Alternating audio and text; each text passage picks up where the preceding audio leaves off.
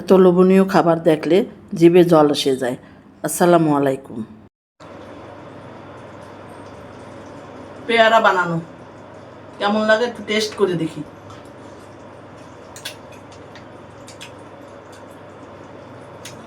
এটা আপনারা নিজেরা বানাই না খেলে কিন্তু টেস্টটা আমি বললে বুঝাতে পারবো না, অসাধারণ।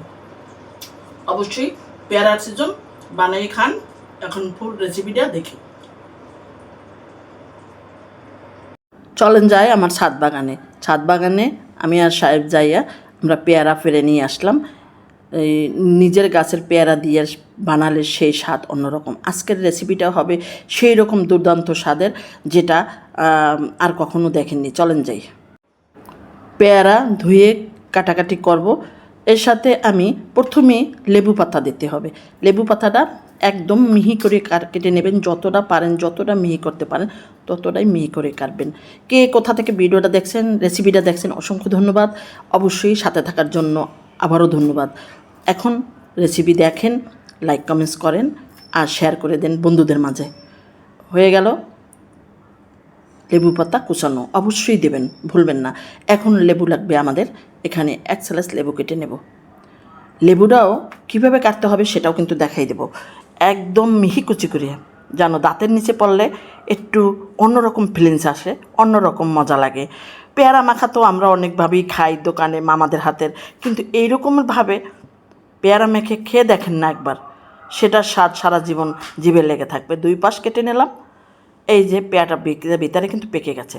এখন আমি একটু কেটে দেখাই কীভাবে কাটবেন।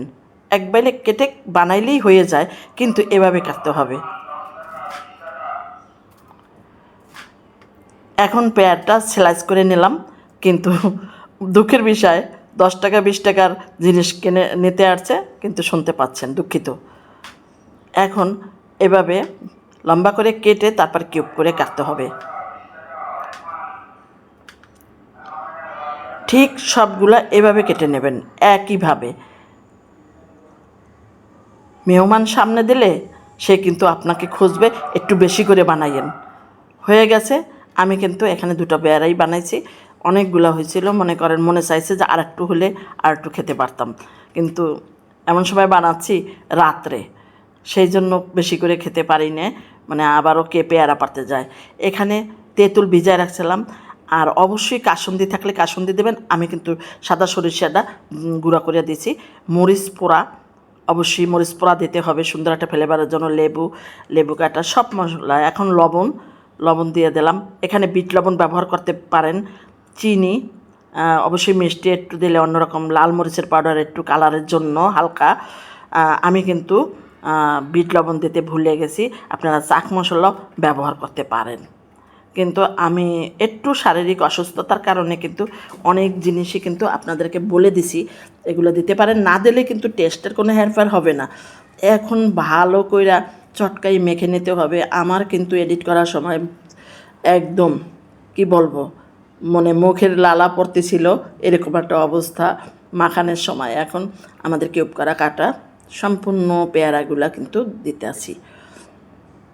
এত স্বাদ, এত টেস্টি, সিজন মতন অবশ্যই পেয়ারা মাখা আপনারা এরকমের একদিন হলো বানাই খান, তখন বুঝবেন যে কেমন মজাটা লাগতেছে। এখন একটু সার্ভ করে দিই। কে কোথা থেকে ভিডিওটা দেখছেন অবশ্যই কমেন্টসের মাধ্যমে জানাবেন। ছোট্ট করে একটা ধন্যবাদ দেওয়ার জন্য। আর কীরকম ছিল আজকের রেসিপি সেটাও জানাতে ভুলবেন না। দোয়া রইল আপনাদের জন্য, আপনাদের পরিবারের জন্য। আমার জন্য দোয়া করবেন। আগামীতে কোনো রেসিপি ভিডিও নিয়ে আবারও সামনে চলে আসব। আল্লাহ হাফেজ। ধন্যবাদ সকল বন্ধুদেরকে।